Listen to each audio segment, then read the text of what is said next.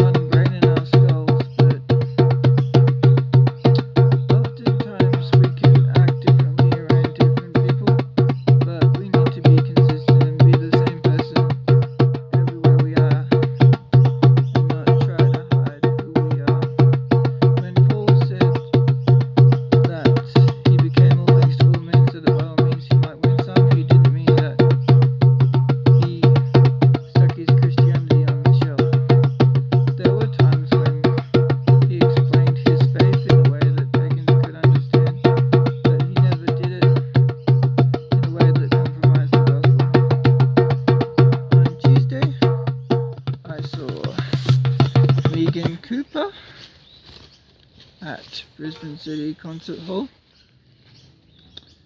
I got this bag for free. I bought 3 of her CDs. One of them's called Wild Mountain. She went close to the border of New South Wales in Bow Desert and another place. She took pains to say that she didn't cross the border.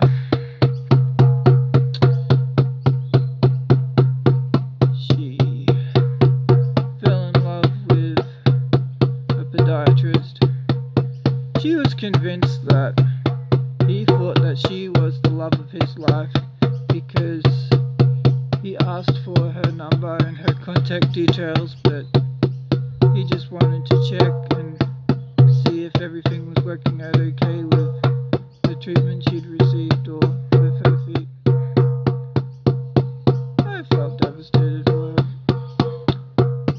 She thought that a snake sitting on her shoulder was an innocent green snake, but it turned out to be a deadly brown snake.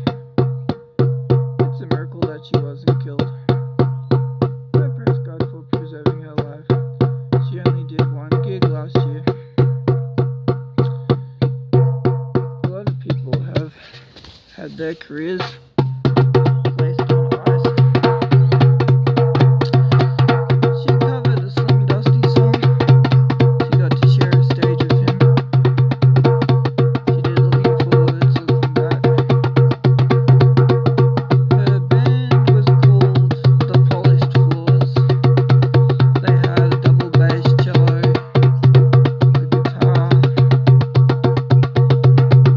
and a violin, which was played in fiddle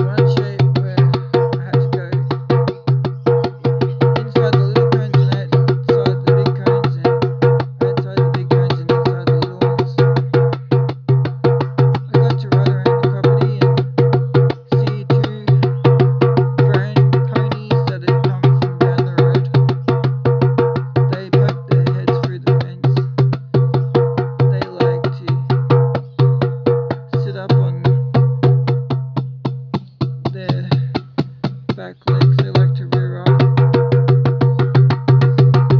They have really sweet spirits. One horse kicked a bucket. They didn't make it knock over.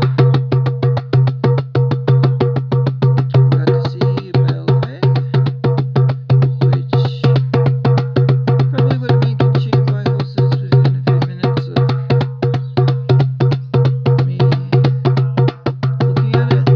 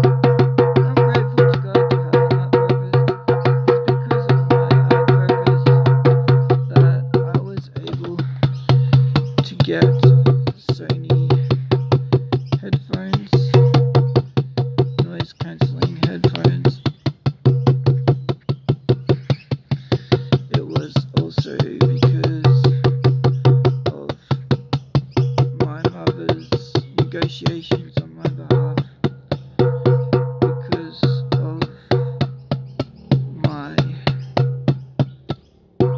financial support coordinator, because of the Australian government being generous and giving money to people with mental health issues, and because of people paying their taxes.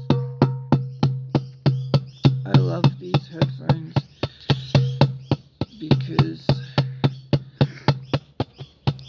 it makes life so much easier for me. I don't have to be an annoyance to my neighbors when I'm listening to videos, when I'm listening to podcasts in the front room of my house. I love the fact that they're so easy to use and they have this lovely cushioning effect, so they don't cause any pain to my ears. I love how easy they were to set up.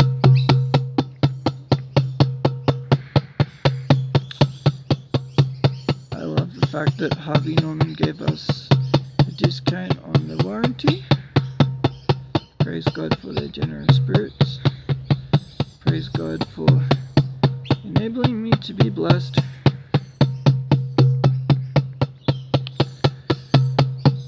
There's a music streaming service you can sign up for that's available through Sony Music. You can get 3 months free access. That's not something I desire though. I just want to be able to listen to podcasts when Mum and Dad have gone to bed without disturbing my neighbours, and I want to be able to record my videos in the morning without disturbing people or without being able to hear any interruptions. I can't really make a difference to people listening to me, but it can calm my nerves.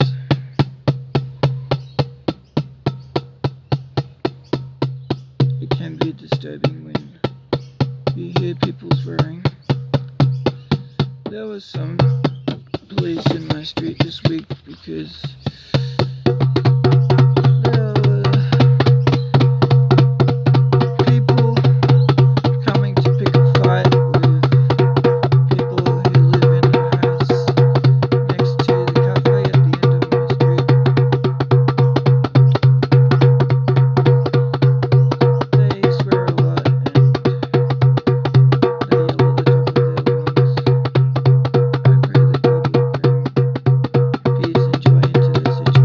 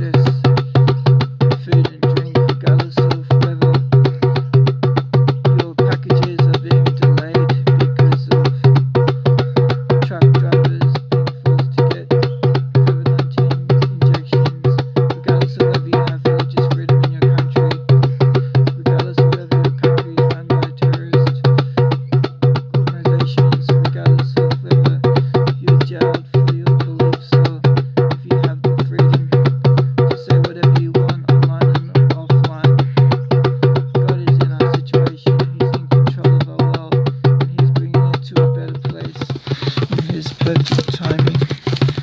Today I'm going to be reading from Genesis 41.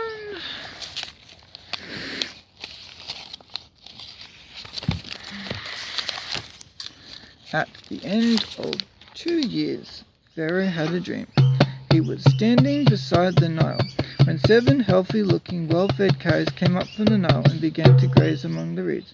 After them, 7 other cows, sickly and thin, came up from the Nile and stood beside those cows along the bank of the Nile. The sickly, thin cows ate the healthy, well-fed cows. Then Pharaoh woke up. He fell asleep and dreamed a second time. 7 heads of grain, plump and good, came up on one stalk. After them, 7 heads of grain, thin and scorched by the east wind, sprouted up. The thin heads of grain swallowed up the 7 plump, full ones. Then Pharaoh woke up, and it was only a dream. When morning came, he was troubled, so he summoned all the magicians of Egypt and all its wise men. Pharaoh told them his dreams, but no one could interpret them for him. Then the chief cupbearer said to Pharaoh, "Today I remember my faults." Pharaoh was angry with his servants, and he put me and the chief baker in the custody of the captain of the guards. He and I had dreams on the same night. Each dream had its own meaning.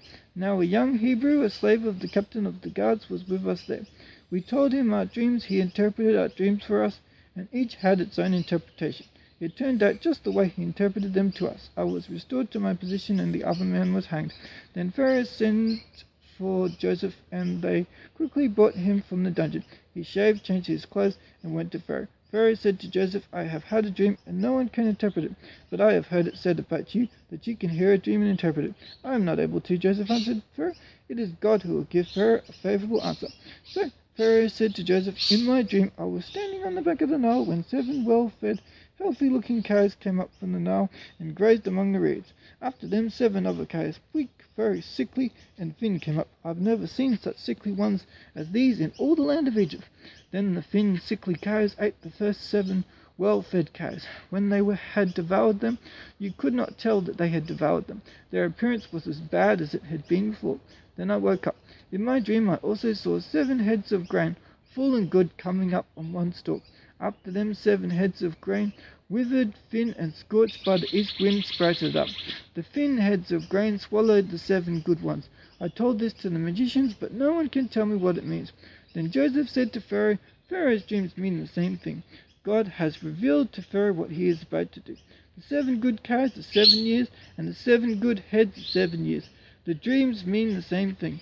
The 7 thin, sickly cows that came up after them are 7 years, and the 7 worthless, scorched heads of grain are 7 years of famine. It is just as I told Pharaoh. God has shown Pharaoh what he is about to do. 7 years of great abundance are coming throughout the land of Egypt. After them 7 years of famine will take place, and all the abundance in the land of Egypt will be forgotten. The famine will devastate the land. The abundance in the land will not be remembered because of the famine that follows it, for the famine will be very severe. Since the dream was given twice to Pharaoh, it means that the matter has been determined by God, and he will carry it out soon. So now, let Pharaoh look for a discerning and wise man, and set him over the land of Egypt.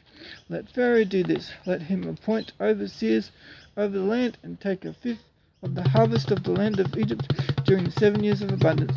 Let them gather all the excess food during these good years that are coming. Under Pharaoh's authority, store the grain in the cities, so that they may preserve it as food. The food will be a reserve for the land during the 7 years of famine that will take place in the land of Egypt. Then the country will not be wiped out by the famine." The proposal pleased Pharaoh and all his servants, and he said to them, "Can we find anyone like this, a man who has God's Spirit in him?" So Pharaoh said to Joseph, "Since God has made all this known to you, and there is no one as discerning and wise as you are, you will be over my house, and all my people will obey your commands. Only I as king will be greater than you." Pharaoh also said to Joseph, "See, I am placing you over all the land of Egypt." Pharaoh removed his signet ring from his hand and put it on Joseph's hand, clothed him with fine linen garments, and placed a gold chain around his neck. He had Joseph ride in his 2nd chariot, and servants called out before him, "Make way." So he placed them over all the land of Egypt. Pharaoh said to Joseph, I am Pharaoh, and no one will be able to raise his hand or foot in all the land of Egypt without your permission. Pharaoh gave Joseph the name Zaphenath-Paneah, and gave him a wife, Asenath, daughter of Potiphar, priest at On. And Joseph went throughout the land of Egypt. Joseph was 30 years old when he entered the service of Pharaoh, king of Egypt. Joseph left Pharaoh's presence and travelled throughout the land of Egypt. During the 7 years of abundance, the land produced outstanding harvests. Joseph gathered all the excess food in the land of Egypt during the 7 years and put it in the cities. He put the food in every city from the fields around it. So Joseph stored up grain in such abundance like the sand of the sea that he stopped measuring it because it was beyond measure. 2 sons were born to Joseph before the years of famine arrived. Asenath, daughter of Potiphar, priest, bore them to him. Joseph named the firstborn Manasseh and said, God has made me forget all my hardship and my whole family. And the second son he named Ephraim and said, God has made me fruitful in the land of my affliction. Then the 7 years of abundance in the land of Egypt came to an end, and the 7 years of famine began, just as Joseph had said. There was famine in every land, but in the whole land of Egypt there was food. When the whole land of Egypt was stricken with famine, the people cried out to Pharaoh for food. Pharaoh told all Egypt, Go to Joseph and do whatever he tells you. Now the famine had spread across the whole region. So Joseph opened all the storehouses and sold grain to the Egyptians, for the famine was severe in the land of Egypt. Every land came to Joseph in Egypt to buy grain, for the famine was severe in every land.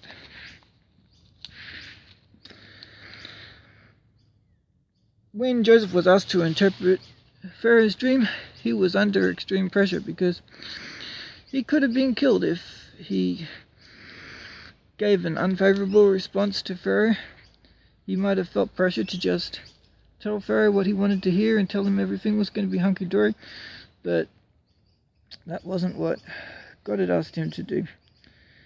And Pharaoh had a disturbing dream, so there's no way that he could have put a good spin on the thin stalks eating the fat stalks.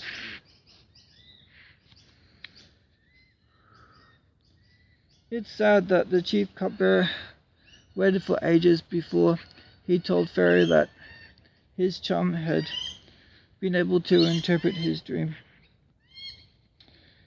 Sometimes we won't get help from people for years, but if we're patient, God will reward us, and he will always reward us beyond this life, but sometimes he uses humans to reward us too. Imagine Joseph's relief when he was brought out of the dungeon.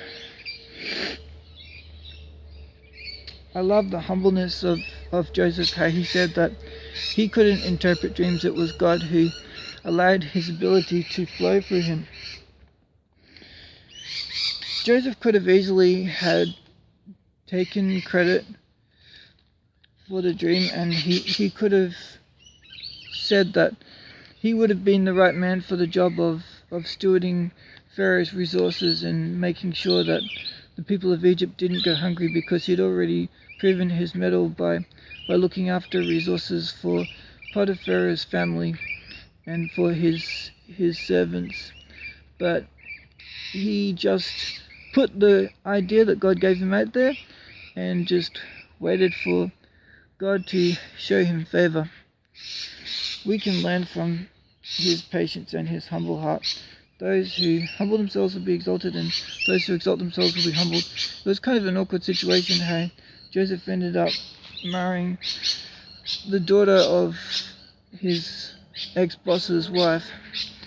When Jacob learned that there was grain in Egypt, he said to his sons, "Why do you keep looking at each other? Listen," he went on, "I have heard that there is grain in Egypt. Go down there and buy some for us, so that we will live and not die." So 10 of Joseph's brothers went down to buy grain from Egypt. But Jacob did not send Joseph's brother Benjamin with his brothers, for he thought something might happen to him. The sons of Israel were among those who came to buy grain, for the famine was in the land of Canaan. Joseph was in charge of the country. He sold grain to all its people. His brothers came and bowed down before him with their faces to the ground. When Joseph saw his brothers, he recognized them, but he treated them like strangers and spoke harshly to them. "Where do you come from?" he asked. "From the land of Canaan to buy food," they replied. Although Joseph recognized his brothers, they did not recognize him. Joseph remembered his dreams about them and said to them, "You are spies. You have come to see the weakness of the land." "No, my lord, your servants have come to buy food," they said. "We are all sons of one man. We are honest. Your servants are not spies." "No," he said to them, "you have come to see the weakness of the land." But they replied, "We, your servants, were 12 brothers, the sons of one man in the land of Canaan. The youngest is now with our father, and one is no longer living." Then Joseph said to them, "I have spoken. You are spies. This is how you will be tested. As surely as Pharaoh lives, you will not leave this place unless your youngest brother comes here. Send one from among you to get your brother. The rest of you will be in prison so that your words can be tested to see if they are true. If they are not, then as surely as Pharaoh lives, you are spies." So Joseph imprisoned them together for 3 days. On the 3rd day, Joseph said to them, "I fear God. Do this and you will live. If you are honest, let one of you be confined to the guardhouse, while the rest of you go and take grain to relieve the hunger of your households. Bring your youngest brother to me so that your words can be confirmed. Then you won't die." And they consented to this. Then they said to each other, "Obviously we are being punished for what we did to our brother. We saw his deep distress when he pleaded with us, but we would not listen. That is why this trouble has come to us." But Reuben replied, "Didn't I tell you not to harm the boy? But you wouldn't listen. Now we must account for his blood." They did not realize that Joseph understood them, since there was an interpreter between them. He turned away from them and wept. When he turned back and spoke to them, he took Simeon from them and had him bound before their eyes. Joseph then gave orders to fill their containers with grain, return each man's silver to his sack, and give them provisions for their journey. This order was carried out. They loaded the grain on their donkeys and left them. At the place where they lodged for the night, one of them opened his sack to get feed for his donkey, and he saw his silver there at the top of his bag. He said to his brothers, "My silver has been returned. It's here in my bag." Their hearts sank. Trembling, they turned to one another and said, "What is this that God has done to us?" When they reached their father Jacob in the land of Canaan, they told him all that had happened to them. "The man who is the lord of the country spoke harshly to us and accused us of spying on the country. But we told him, 'We are honest and not spies. We were 12 brothers, sons of the same father. One is no longer living, and the youngest is now with our father in the land of Canaan.' The man who is the lord of the country said to us, 'This is how I will know if you are honest. Leave one brother with me, take food to relieve the hunger of your households, and go. Bring back your youngest brother to me, and I will know that you are not spies but honest men. I will then give your brother back to you, and you can trade in the country.' As they began emptying their sacks, there in each man's sack was his bag of silver. When they and their father saw their bags of silver, they were afraid. Their father Jacob said to them, 'It's me that you make childless. Joseph is gone, and Simeon is gone. Now you want to take Benjamin. Everything happens to me.'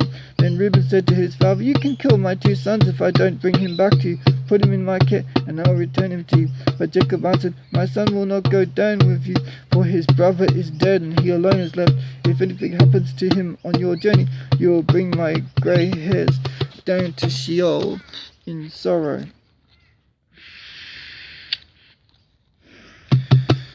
You can imagine the desperate situation that Joseph's brothers and his father and mother were in.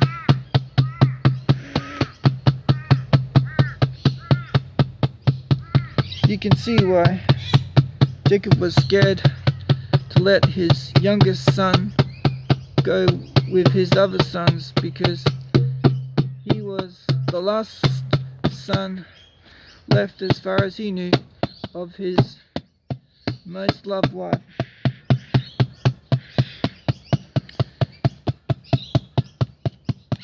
Joseph's brothers approached him with a humble heart, in a position of worship, because he was in a higher position than they were.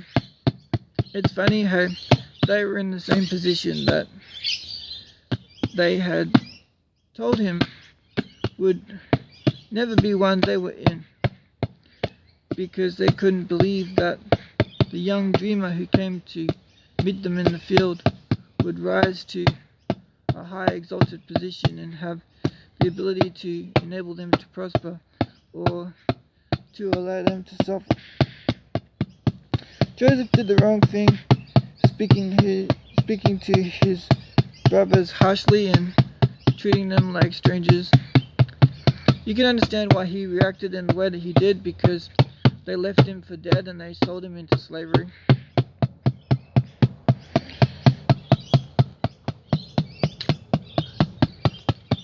Joseph lied when he falsely accused them of being spies.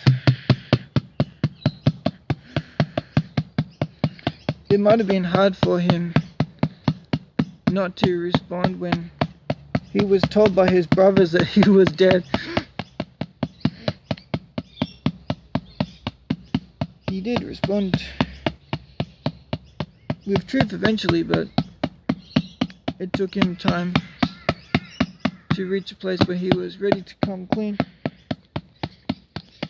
It's funny how he was talking about fearing God and being honest while he was being dishonest and not fearing God, because if we fear God, then we obey God.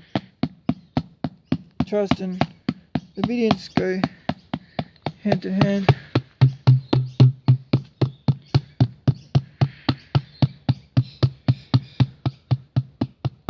It's funny how they thought that he couldn't understand them because they had an interpreter. Simeon might have been afraid that he was going to get whipped or killed or mistreated by his brother, because he didn't even know he was his brother, so he had no reason to trust that this perfect stranger was going to treat him right. Imagine the shock on one of the brothers' faces when he saw his silver had been returned to his bag. I bet he was convinced that he was going to be horsewhipped.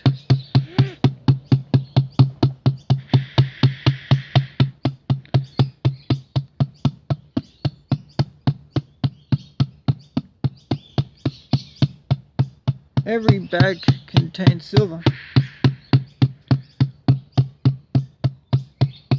It's interesting that Jacob said that he was made childless by Joseph and Simeon being gone and Benjamin being potentially gone, like his other 9 sons meant nothing to him. And I love his hyperbole, saying that everything happens to him, meaning that everything bad happens to him, not that everything happens to him, because that would also include good things and weird stuff like growing 3 eyes. It was bad of Reuben to suggest that his sons are killed if Jacob's sons aren't returned. You can see in his statement the passion that he has for his father and his intense desire to make sure that justice is done. Sheol isn't hell, it's Abraham's bosom. It's the place where dead people went if they believed in God before Christ died on the cross and went down to hell and went down to the realm of the dead and opened up that place.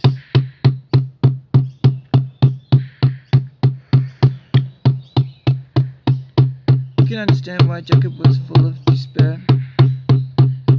In our hour of pain, Christ is there, turning our situation around, sustaining us, helping us to find joy. When we're chained by fear, He helps us to trust Him. He helps us to see how He's always capable of delivering us, how we're never beyond the reach of His hand, even in hell. He's not able to comfort us in hell, but He's present in hell. He's everywhere in the universe. He's ever present in our times of trouble. We never have to feel like we've got no hope, because He's always in this world. He always provides the knowledge we need to walk on the road of joy and peace. Now, the famine in the land was severe. When they had used up the grain they had brought back from Egypt, their father said to them, "Go back and buy us a little food." But Judah said to him, "The man specifically warned us, you will not see me again unless your brother is with you. If you will send our brother with us, we will go down and buy food for you. But if you will not send him, we will not go. For the man said to us, you will not see me again unless your brother is with you." "Why have you caused me so much trouble?" Israel asked. "Why did you tell the man that you had another brother?" They answered, The man kept asking about us and our family. Is your father still alive? Do you have another brother? And we answered him accordingly. How could we know that he would say, Bring your brother here? Then Judah said to his father Israel, Send the boy with me. We will be on our way so that we may live and not die. Neither we nor you nor our dependents. I will be responsible for him. You can hold me personally accountable. If I do not bring him back to you and set him before you, I will be guilty before you forever. If we had not delayed, we could have come back twice by now. Then their father Israel said to them, If it must be so, then do this. Put some of the best products of the land in your packs, and take them down to the man as a gift. A little balsam and a little honey, aromatic gum and resin, pistachios and almonds. Take twice as much silver with you. Return the silver that was returned to you in the top of your bags. Perhaps it was a mistake. Take your brother also, and go back at once to the man. May God Almighty cause the man to be merciful to you, so that he will release your other brother Benjamin to you. As for me, if I am deprived of my sons, then I am deprived. The men took this gift, double the amount of silver, and Benjamin. They immediately went down to Egypt and stood before Joseph. When Joseph saw Benjamin with them, he said to his steward, Take the men to my house, slaughter an animal and prepare it, for they will eat with me at noon. The man did as Joseph had said, and brought them to Joseph's house. But the men were afraid because they were taken to Joseph's house. He said, We have been brought here because of the silver that was returned in our bags the first time. They intend to overpower us, seize us, make us slaves, and take our donkeys. So they approached Joseph's steward and spoke to him at the doorway of the house. They said, My lord, we really did come down here the first time only to buy food. When we came to the place where we lodged for the night and opened our bags of grain, each one's silver was at the top of his bag. It was the full amount of our silver, and we have brought it back with us. We have brought additional silver with us to buy food. We don't know who put our silver in the bags. Then the steward said, May you be well, don't be afraid. Your God and the God of your father must have put treasure in your bags. I received your silver. Then he brought Simeon out to them. The steward brought the men into Joseph's house, gave them water to wash their feet, and got food for their donkeys. Since the men had heard that they were going to eat a meal there, they prepared their gift for Joseph's arrival at noon. When Joseph came home, they brought him the gift they had carried into the house, and they bowed to the ground before him. He asked if they were well, and he said, How is your elderly father that you told me about? Is he still alive? They answered, Your servant, our father, is well. He is still alive. And they knelt low and paid homage to him. When he looked up and saw his brother Benjamin, his mother's son, he asked, Is this your youngest brother that you told me about? Then he said, May God be gracious to you, my son. Joseph hurried out because he was overcome with emotion for his brother, and he was about to weep. He went into an inner room and wept there. Then he washed his face and came out. Regaining his composure, he said, Serve the meal. They served him by himself, his brothers by themselves, and the Egyptians who were eating with him by themselves, because Egyptians could not eat with Hebrews, since that is detestable to them. They were seated before him in order by age, from the firstborn to the youngest. The men looked at each other in astonishment. Portions were served to them from Joseph's table, and Benjamin's portion was 5 times larger than any of theirs. They drank and became drunk with Joseph. Imagine the panic that Jacob, or Israel, and his sons were dealing with. They had nothing to eat. They weren't sure where their next meal was coming from. They were convinced that they could possibly starve to death.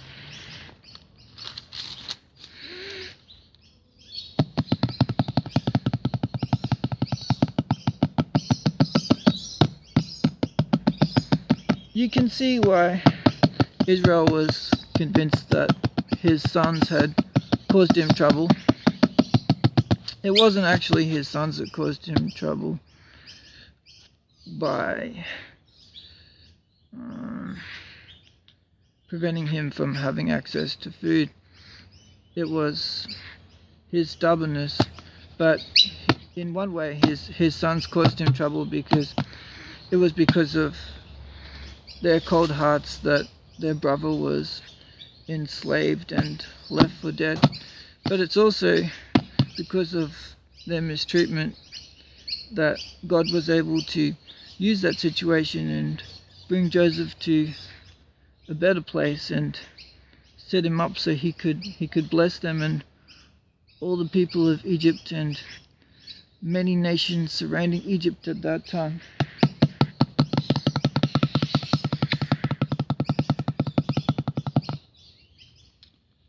Judah was reassuring Jacob that everything was going to be okay. I'm not sure what being personally accountable looks like in regards to Judah taking responsibility for bringing back his brother alive. But maybe he was saying that it would be his life in exchange for his brother's life. You can see why Israel was motivated to double the amount of silver that had been given to them and to give food products, gum and balsam and honey.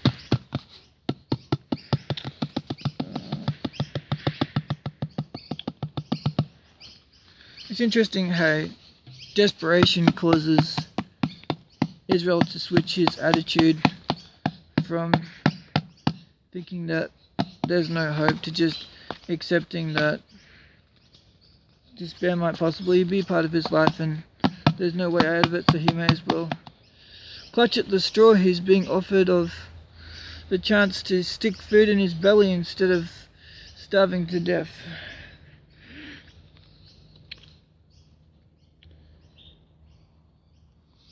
Imagine the joy on Joseph's face when he saw his younger brother again, the one who meant more to him than any other brother and possibly anyone in the world except for his wife and his children.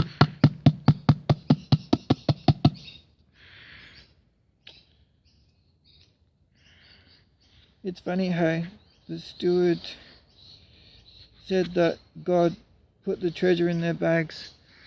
It's actually true because God enabled the treasure to be placed in the bags even though he used human agents to do his bidding. It seems unusual for us to have feet washed before we enter a house, but that was normal practice for people in the Middle East, as well as kissing on cheeks and greetings.